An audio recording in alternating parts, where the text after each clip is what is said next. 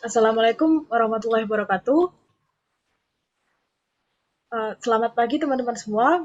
Perkenalkan kami dari kelompok 2 Lingkungan Tambang akan mempresentasikan hasil tugas metode penelitian kami mengenai klasifikasi penelitian.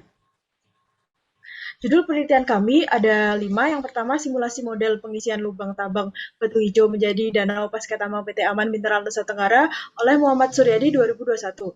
Kemudian yang kedua, kajian dampak dari kegiatan pertambangan batubara melalui analisis perubahan daerah aliran sungai.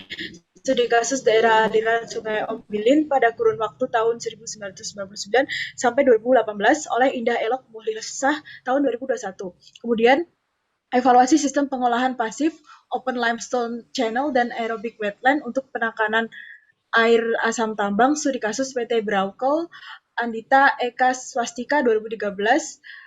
Kemudian ada kajian pelapisan batuan pembentuk asam menggunakan simulasi uji kolom pelindian untuk pencegahan air asam tambang oleh Melinda Rosdiana tahun 2013.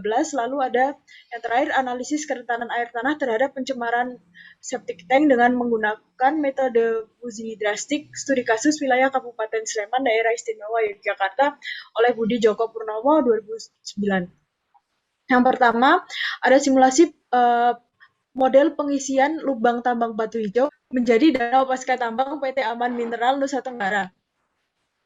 Sesuai dengan rencana tambang main plan BH 2014 PV2, maka diperkirakan kegiatan penambangan aktif tambang batu hijau akan berakhir pada tahun 2027. Setelah kegiatan penambangan berakhir, akan terbentuk lubang tambang dengan diameter rata-rata 2.749 meter, kedalaman 705 meter. Penelitian ditujukan untuk mengetahui lamanya waktu pengisian lubang tambang sampai mencapai titik limpas di 260 meter RL. Untuk mendapatkan durasi pengisian yang tepat, maka dibuatkan skenario pengisian yang disesuaikan dengan karakteristik dan peran setiap komponen air yang masuk ke dalam lubang tambang.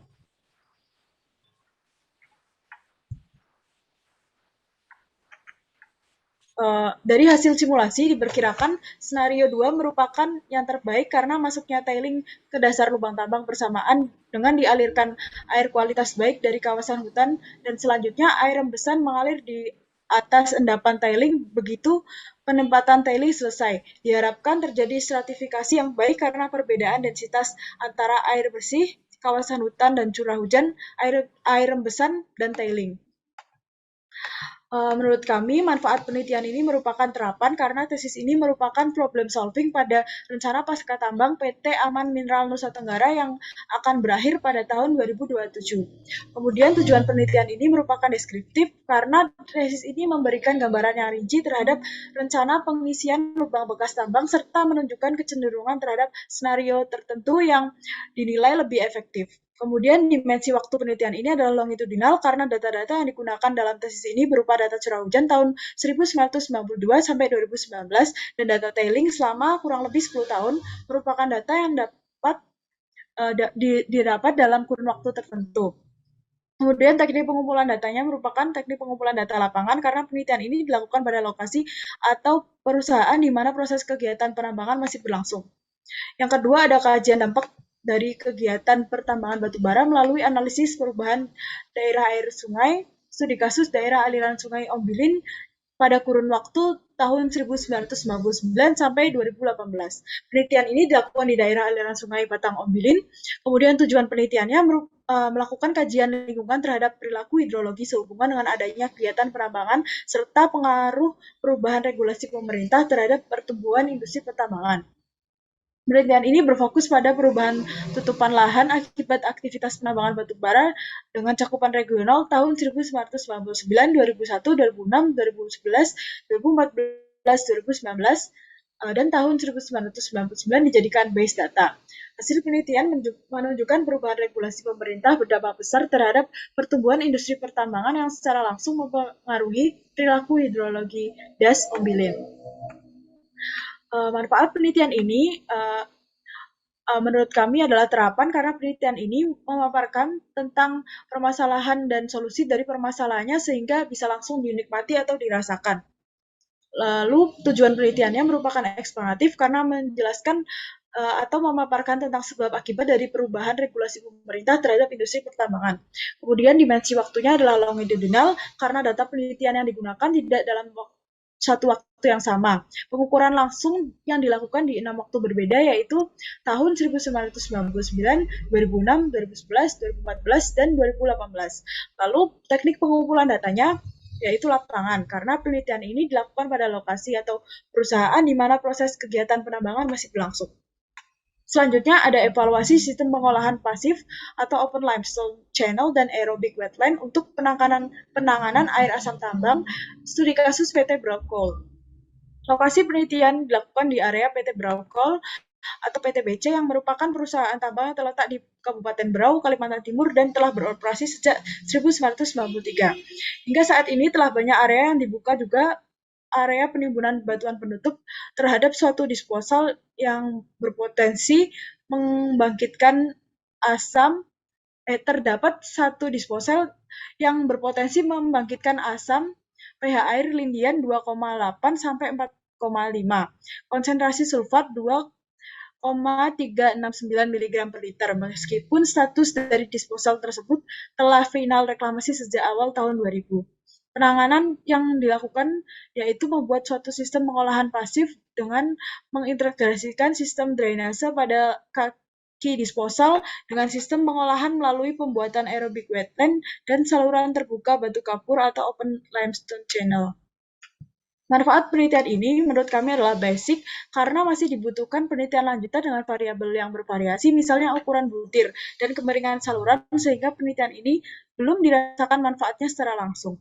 Kemudian tujuan penelitian ini merupakan tujuan eksplanatif karena penelitian ini didasari pada gejala yang didapati, yaitu nilai pH air lindian 2,8 sampai 4,5 pada disposal sementara telah melewati tahapan reklamasi. Selanjutnya, dimensi waktu penelitian ini yaitu cross-sectional karena data penelitian ini menggunakan data yang diambil dalam satu waktu yang sama serta tidak merujuk atau terkait pada penelitian lain. Kemudian, teknik pengumpulan data penelitian ini merupakan teknik eksperimental karena lingkup kajian studi dilakukan pada pengolahan air asam tambang pada kaki disposal serta kondisi mineralogi pada batu kapur dan NAF yang mana pengujiannya dilakukan di laboratorium. Selanjutnya ada kajian pelapisan batuan pembentuk asam menggunakan simulasi uji kolom pelindian untuk pencegahan air asam tambang.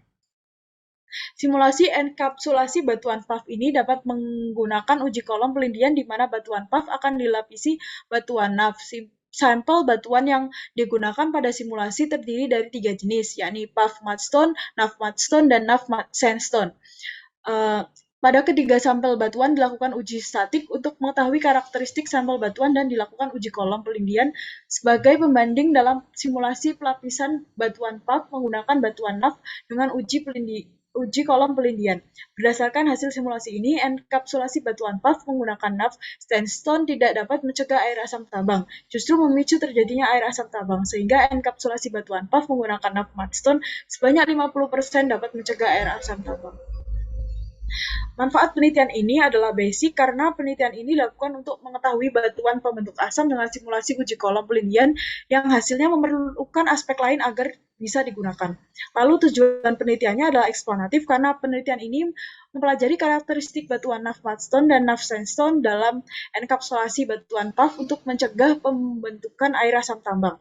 Lalu untuk dimensi waktunya adalah cross-sectional karena data di dalam penelitian ini diperoleh dalam suatu waktu yang sama dan tidak dapat dibandingkan dengan penelitian lain yang datanya diambil dalam periode waktu yang berbeda.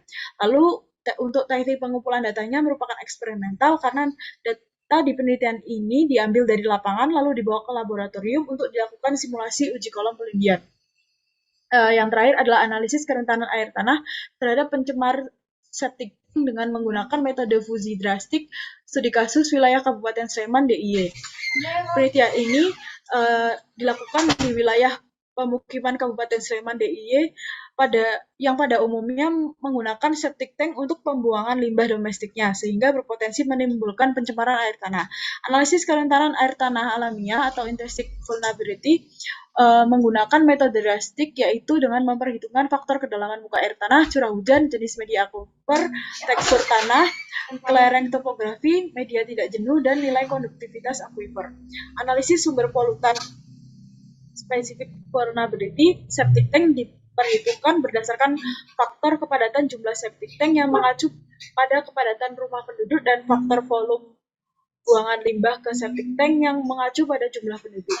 Tujuan dilakukannya penelitian ini adalah dihasilkannya peta zona kerentanan air tanah terhadap pencemar yang bersumber dari septic tank. Manfaat penelitian ini adalah terapan, karena penelitian ini dilakukan untuk memecahkan masalah yang ada sehingga hasil dari penelitian ini dapat secara langsung diimplementasikan di lapangan. Kemudian tujuan penelitian ini merupakan tujuan eksplanatif. Dilihat dari hasilnya, penelitian ini merupakan penelitian eksplanatif karena menggambarkan suatu fenomena yang hasil akhirnya merupakan gambaran tentang hubungan sebab akibat. Lalu, dimensi waktunya merupakan cross-sectional karena data di dalam penelitian ini diperoleh dalam waktu yang sama dan tidak dapat dibandingkan dengan penelitian lain yang datanya diambil dalam periode waktu yang berbeda. Kemudian, teknik pengumpulan datanya itu adalah lapangan karena data di penelitian ini diambil langsung di daerah penelitian, yaitu Kabupaten Sleman, tanpa melakukan uji laboratorium. Sekian presentasi dari kelompok kami. Terima kasih atas perhatiannya. Wassalamualaikum warahmatullahi wabarakatuh.